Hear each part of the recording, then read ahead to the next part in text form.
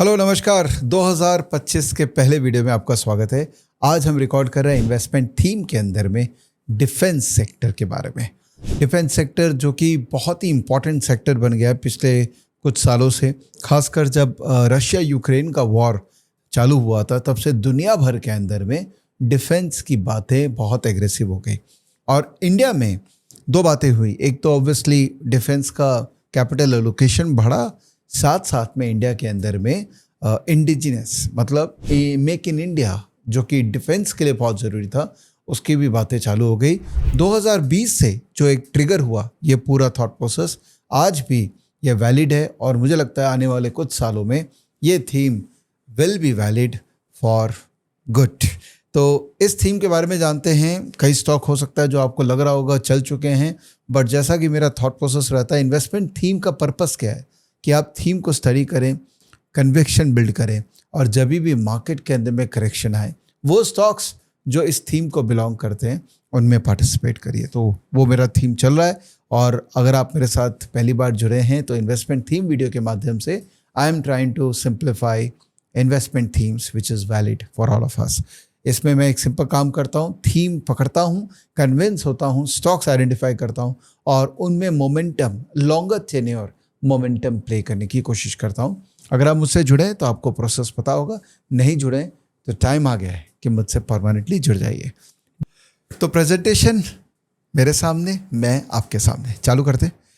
तो सबसे पहले दुनिया का डिफेंस का एक एलोकेशन समझने की कोशिश करते हैं। If you combine all the GDPs of all the countries together, global GDP वो तकरीबन 105 ट्रिलियन डॉलर का ग्लोबल GDP है। उसमें 2.3% जो एलोकेशन है वो मिलिट्री एक्सपेंडिचर पे है। और ये एलोकेशन 2023 के बाद से बढ़ा है क्योंकि conflicts like Ukraine war, Israel Gaza और ये बाकी एशिया मिडिल ईस्ट में जो कॉन्फ्लिक्ट्स आ रहे हैं इससे ये एलोकेशन और बढ़ा है। तो अगर आप पांचों रीजन को देखें, Africa, America, Asia, Europe and middle east, इन सब के अंदर में कंबाइन देखेंगे तो एलोकेशन बढ़ा है। ऑब्वियसली कुछ रीजन्स के अंदर में जहाँ कॉन्फ्लिक्ट ज़्यादा है वहाँ पर ऑब्वियसली थोड़ा ज़्यादा एलोकेशन बढ़ा है, बट पिछले आप कई सालों का ट्रेंड देखोगे तो एलोकेशन बढ़ा है। बाय द वे, ये जितना भी प्रेजेंटेशन में डेटा पॉइंट्स है, कॉन्सेप्ट्स है, बातें हैं, ये कहीं ना कहीं किसी न किसी रिपोर्ट से लिया गया होगा और मेरी टीम ने ऑब्वियसली इसके ऊपर में और होमवर्क करके बिल्ड किया है। तो I have to thank all the people, जो मैं क्रेडिट भी दूंगा बाद में, हर डेटा के साथ में मैंने क्रेडिट भी दे रखा है। I have to thank all the people including my team members who are putting lot of effort in helping me record these contents. तो कमिंग बैक, तो ग्लोबल मिलिट्री स्पेंड देखा जाए तो चाइना, US, रशिया, इंडिया और Saudi Arabia ये total मिला के 61% of the global defence expenditure को बिलोंग करते हैं। और जो टॉप 100 डिफेंस कंपनीज है इनका रेवेन्यू 4.2% से ग्रो किया है उस साल, विच इज़ ऑलमोस्ट $, में 632 बिलियन का टोटल रेवेन्यू ये टॉप 100 कंपनीज का है। US जो है वो डोमिनेट करता है इस डोमेन में, इसलिए शायद US चाहता है कि पूरी दुनिया लड़ती रहे, क्योंकि अल्टीमेटली 40% ऑफ दुनिया का ग्लोबल स्पेंडिंग जो है वो US करता है एकमात्र। तो US ऑब्वियसली एक्सपेंडिचर इसलिए भी करता है, उसको इंटरनल तो ज़्यादा कुछ है नहीं उसका इशू, मेन है कि उसको दूसरे कंट्रीज़ में जाके वहाँ पर लड़ाई में पार्टिसिपेट करना है। तो इसीलिए ये एलोकेशन इतना बड़ा है because of US inherent character of dominating the world as a leader in this space. तो US को देखें तो वो 38% है और बाकी जो है 62% जो वो दुनिया है। US, China, Russia, India, Saudi Arabia top 5 countries है। चाइना के अंदर में although in terms of percentage of GDP अगर आप देखें तो 1.7% ऑफ GDP चाइना डिफेंस में डालता है, which is $296 billion US। India जो है वो 2.4% ऑफ द GDP, मतलब हायर एलोकेशन है इंडिया का परसेंटेज टर्म्स में, but in terms of absolute terms India का जो मिलिट्री एक्सपेंडिचर है वो तकरीबन $84 बिलियन है। तो हम खर्चा कर रहे हैं डिफेंस के अंदर में अपने आप को प्रोटेक्ट करने के लिए, which is good, I don't know, may be bad. आगे बढ़ते हैं। सो ग्रोथ देखें तो इंडिया में 4.5% ग्रोथ हुआ है। सबसे ज़्यादा ग्रोथ हुआ है UK के अंदर में, जर्मनी में, यूक्रेन के अंदर में 57% एक्सपेंडिचर बढ़ा है डिफेंस पे, फ्रांस में 14%। तो आप देखो ये जितने भी नेटो कंट्रीज़ है ना, इन लोगों ने अपने डिफेंस के एलोकेशन को बढ़ा दिया है because of the ongoing conflict in that region. So जैसा कि मैंने कहा, इंडिया जो है 4th हाईएस्ट मिलिट्री स्पेंडिंग है 2023 के अंदर में, और जीडीपी पॉइंट ऑफ व्यू से हो सकता है एब्सोल्यूट टर्म्स में, परसेंटेज टर्म्स में इंडिया ज़्यादा है, बट एब्सोल्यूट टर्म्स में इंडिया अभी भी कम है। तो ये एक इम्पॉर्टेंट स्लाइड है, बड़ा अच्छा प्रेजेंटेशन फिलिप कैपिटल का रिपोर्ट से आया है। इंडिया कहाँ स्टैंड करता है, तो इन terms of number of active frontline personal, मतलब जो लोग लड़ाई करते हैं जाके, तो चाइना के अंदर में करीबन 20 लाख लोग हैं, पाकिस्तान में करीबन 6.5 लाख लोग हैं, इंडिया में 14.5 लाख लोग हैं, रशिया में 8.5 लाख लोग हैं, और यूएस में तकरीबन 14 लाख लोग हैं। तो चाइना के अंदर में सबसे ज़्यादा military front line military professionals हैं, पर्सनल्स हैं। और बट इंडिया का अगर आप टोटल में सपोर्ट देखें, जैसे लैंड सिस्टम में टैंक्स हो गए, व्हीकल्स हो गए, टावर आर्टिलरीज हो गए, एयर पावर के अंदर में एयरक्राफ्ट हो गए, फाइटर एयरक्राफ्ट हो गए, डेडिकेटेड अटैक हो गए, ट्रांसपोर्ट हो गए, नेवल के अंदर में again aircraft carrier, hello carriers, submarine, destroyers etcetera, ये सारे डिफरेंट कैटेगरीज हैं। तो अगर मैं पर सपोर्ट पर पर्सनल देखूं तो चाइना का जो है वो 10.28 है, पाकिस्तान का 7.18 है। मतलब वहाँ पे सपोर्ट इतने अच्छे नहीं है, लोग ज़्यादा हैं लड़ाई करने के लिए। आई थिंक ये देखा जाए तो और भी लोग आ सकते हैं वहाँ पर, तो उनका कोर कॉम्पिटेंसी वही है। But having said that, I mean jokes apart, India के अंदर में पर पर्सनल हमारे जो एंसिलरीज अवेलेबल है, they are very good. So 12.5 which is better than China. मतलब हम पूरी तरीके से सपोर्ट करते हैं हमारे जवान्स को कि वो और बेटर तरीके से लड़ सकें। Okay, vis-a-vis Russia and USA we are well equipped. इससे ये हमको पता लगता है कि India as a country we have this mentality of equipping our jawans in the most optimum manner, right. और मोस्ट ऑफ दिस इक्विपमेंट जो हम अपने जवान को देते हैं, चाहे वो राइफल है, चाहे वो तोप है, कुछ भी है, ये हम इंपोर्ट करते थे, और ये धीरे धीरे इंपोर्ट सब्स्टिट्यूशन की तरफ मूव कर गया है। तो that's why make in India, indigenous manufacturing in India of defense has become such a big story because we believe in empowering our jawans with the right instruments. Okay? अब इस slide में देखते हैं India का जो defence budget है उसका size क्या है। तो तकरीबन 48 लाख करोड़ जो है वो इंडिया का बजट एक्सपेंडिचर टोटल, उसमें से defence is around 6 lakh crore, ठीक है, which is almost 13% of the overall expenditure. और ये बढ़ा है पिछले साल के मुकाबले, इस साल इसमें 4.8% की इंक्रीमेंट है। ये जो पैसा है ये अल्टीमेटली कहाँ जाता है, ये तो ये चार्ट में दिख रहा होगा आपको। कैपिटल प्रोक्योरमेंट में 27%, रेवेन्यू एक्सपेंडिचर में 14%, पे एंड अलाउंसेस में 30%, डिफेंस पेंशन में 22%, और मिनिस्ट्री ऑफ डिफेंस के कई सारे ऑर्गेनाइजेशन हैं जैसे रॉ वगैरह, उसमें तकरीबन 4%। तो अगर आप देखें, significant amount goes for capital allocation, which is procurement of hardwares, which is helping all the jawans to fight prudently. Okay, and also a large part is going for defense. तो जो जवान रिटायर हो गए हैं उनके defence के expenditure, उनके pension का एक्सपेंडिचर भी है, वो काफ़ी सिग्निफिकेंट नंबर है इंडिया के अंदर में। तो यही over a period of time देखा जाए तो ये एक्सपेंडिचर कैसे बढ़ा है। तो FY17 से लेके अगर आप FY25 तक देखेंगे तो डिफेंस जो एक्सपेंडिचर था वो तकरीबन 3.5 लाख करोड़ था, जो कि अभी 6.2 लाख करोड़ के करीब हो चुका है। तो ये स्टेडिली ये बढ़ता जा रहा है, और ये बढ़ता भी जाएगा, बिकॉज डिफेंस एक ऐसा चीज़ है कि आने वाले टाइम के अंदर में हम और बेटर इक्विप्ड होना चाहेंगे अपने कंट्री को प्रोटेक्ट करने के लिए। तो कहते हैं ना कि वो टेलविंड, इस सेक्टर के अंदर में टेलविंड हमेशा से रहा है, इन दिनों ज़्यादा आ गया बिकॉज हम मेक इन इंडिया की तरफ मूव कर गए। डिफेंस बजट का जो ग्रोथ देखे तो सबसे ज़्यादा ग्रोथ जो हो रहा है वो कैपिटल आउटले में हो रहा है। आप देखिए 9%, 10%, बिकॉज हम चाहते हैं कि हम जो हार्डवेयर अपने जवान को दें वो बेटर हो, और रेवेन्यू एक्सपेंडिचर्स थोड़े कम हो रहे हैं, पेंशन फ्लैट है या थोड़ा कम हो रहे हैं, बिकॉज आई थिंक गवर्नमेंट की तरफ से कई स्कीम्स आती रहती है जिसमें we don't want to carry the burden of long term liabilities in terms of pensions. तो जितना हम ऑटोमेटेड करेंगे, जितना बेटर इंस्ट्रूमेंट्स लेके आएंगे, उतना हमारे पास पेंशन की लाइबिलिटीज़ धीरे धीरे कम होती जाएंगी, right. But obviously number of people अगर बढ़ेंगे तो फ्यूचर में पेंशन की लाइबिलिटी बढ़ेगी, but that is not a concern. We are as a country comfortable paying pension. The main मुद्दा यहाँ पर is to increase the capital outlay to bring indigenous hardware which can support the defence activities. India का जो export है, अच्छा defence में India खुद का तो देखते ही है, बट साथ में जो डिफेंस एक्सपोर्ट होता है उसमें भी इंडिया काफ़ी अच्छा कर रहा है. इनफैक्ट पिछले 2017 से 2024 का डेटा देखें तो 46% CAGR ग्रो किया है हमारा export, which is almost 211 billion in FY24, billion rupee in FY24.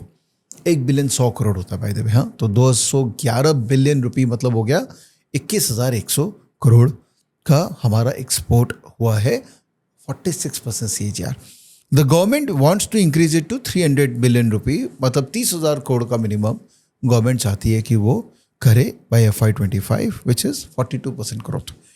और ये पॉसिबल है क्योंकि अल्टीमेटली इंडिया के अंदर में जो एक्सपोर्ट है वो is become a very important part of revenue generator as well.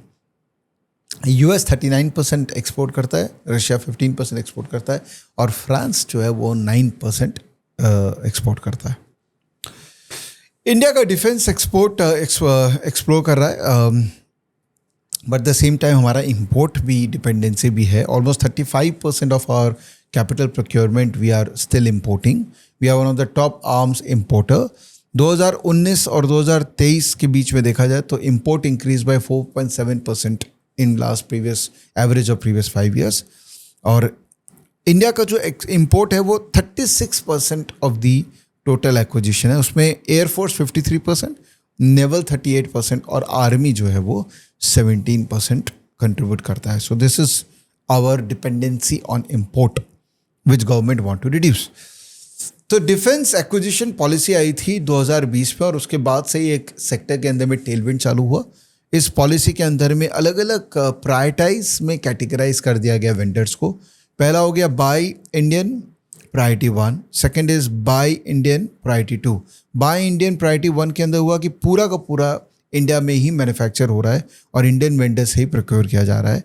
Minimum 50% indigenous content और IC कॉस्ट बेसिस. सेकेंड हो गया priority 2, procurement from an Indian vendor, products that have been indigenously designed, developed and manufactured.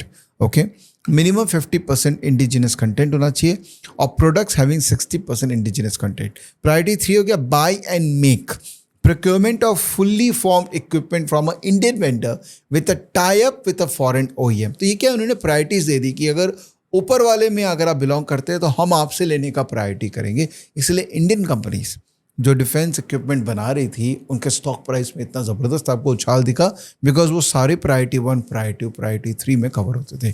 Priority 4 is global manufacture in India, and priority 5 is import करना, कि कुछ चीज़ें हम India में बना ही नहीं सकते तो we are okay to import from outside, but वो प्रायोरिटी 5 में हमने डाल दिया, which is essentially we are saying that हमारा कोई इंटरेस्ट नहीं है अब सिर्फ बाहर से लेने में.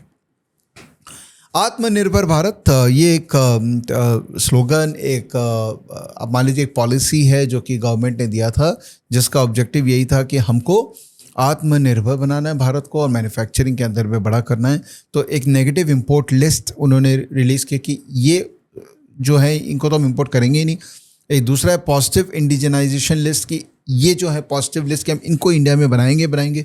हमने बजटरी एलोकेशन बढ़ा दिया, कॉर्पोरेटाइजेशन ऑफ ऑर्डिनेंस फैक्ट्री कर दिया, जिससे जो ब्यूरोक्रेटिक सेटअप था वो हट के अब एक बेटर प्रोक्योरमेंट प्रोसेस इस्टेब्लिश हो गया. और FDI कि हमने ऑटोमेटेड इन्वेस्टमेंट रूट में इसको डाल दिया. 74% तक इन्वेस्टमेंट जो है वो ऑटोमेटेड रूट के थ्रू इसके अंदर में आ सकता है. तो काफ़ी कुछ गवर्नमेंट कर रही है इस सेक्टर को प्रज्वलित करने के लिए. तो प्राइवेट सेक्टर का इन्वॉल्वमेंट बढ़ गया, गवर्नमेंट के इनिशिएटिव्स आ गए, जियोपॉलिटिकल डायनेमिक्स बढ़ गया, इंडिजिनस डेवलपमेंट बाय DRDO हो गया, मॉडर्नाइजेशन ऑफ आर्म फोर्स हो गया, पेंडिंग ऑफसेट ऑब्लिगेशंस. तो बहुत सारे इनिशिएटिव्स गवर्नमेंट की तरफ से आए हैं जो कि डिफेंस के मैन्युफैक्चरिंग को फैसिलिटेट कर रहा है. तो ये मोटा मोटी एक थीम मैंने बता दिया कि ये है, और ये अच्छा थीम है. इस थीम के अराउंड जो भी स्टॉक्स है उसमें काम किया जा सकता है. तो स्टॉक्स क्या क्या है ये प्रेजेंटेशन में एनीवेज आपको दे दूंगा, आप डाउनलोड कर लीजिएगा. स्टॉक्स के बारे में थोड़ा थोड़ा डिटेल मैंने यहाँ पर दे दिया है, मैं इस पर बहुत ज़्यादा वीडियो में बात नहीं करता हूँ. बट मैं क्या करता हूँ, मैंने स्टॉक्स मेंशन कर दिया यहाँ पे, और मैंने ट्रेडिंग व्यू के अंदर में जो एक वॉच लिस्ट है, जो इन्वेस्टमेंट थीम वॉच लिस्ट में चला रहा हूँ, उसमें मैंने वो स्टॉक्स यहाँ पर मेंशन भी कर दिए हैं। तो मेरा थ्योरी एक ही है कि भाई जो स्टॉक के अंदर में मोमेंटम है, एक लॉन्ग टर्म सस्टेनेबल मोमेंटम आ सकता है, जिसमें बेसिकली आरएस पॉजिटिव है और प्राइस एक्शन भी पॉजिटिव है, उन स्टॉक्स के अंदर में मुझे पार्टिसिपेट करना है। That is the thought process. तो अगर आप देखो, पुराने भी जिस थीम्स के अंदर में हमने पार्टिसिपेशन की है, स्टॉकेज क्लब में मेरे को तो पता ही है हमने कितनी ज़बरदस्त पार्टिसिपेशन की है। तो जिस थीम में हमने पार्टिसिपेशन किया है, उसमें स्टॉक्स ने डिसेंट रिटर्न हमको दिया है। It is not a recommendation, just giving you an idea that if you have a process well defined, it's easier for you to plan your participation in market. तो ये सारे stocks मैंने यहाँ पर डाल दिया है, ये वॉचलिस्ट का लिंक भी मैं दे दूंगा। इसके अलावा मैं स्टॉकेज के अंदर में भी वॉचलिस्ट के अंदर में यहाँ पे ये थीम्स को डाल देता हूँ। इससे फ़ायदा क्या होता है कि स्टॉकेज से मैं डेटा को एनालाइज करता हूँ और ट्रेडिंग व्यू से मैं चार्ट को एनालिसिस करता हूँ। मैंने ये बहुत अच्छा अपना बना रखा है। तो कैसे इसको ऐड करते, कुछ नहीं, आप यहाँ पर जाके इन्वेस्टमेंट थीम्स और यहाँ पर डिफेंस मैंने यहाँ पर कर दिया। तो मैंने एक और थीम ऐड कर लिया, राइट। और उस थीम के अंदर में अब मैं सारे जो डिफेंस स्टॉक्स हैं यहाँ पर उनको ऐड करता जाऊँगा। तो पहला हो गया हिंदुस्तान एरोनॉटिक्स, HAL, ठीक है। तो इसको मैं यहाँ पर ऐड कर दिया। तो हिंदुस्तान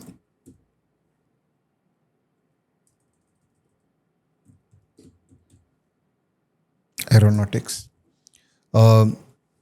डिटेल आपको मिल जाएगा प्रेजेंटेशन के अंदर में, मैं इसमें नहीं जा रहा हूँ। दूसरा हो गया भारत डायनेमिक, तो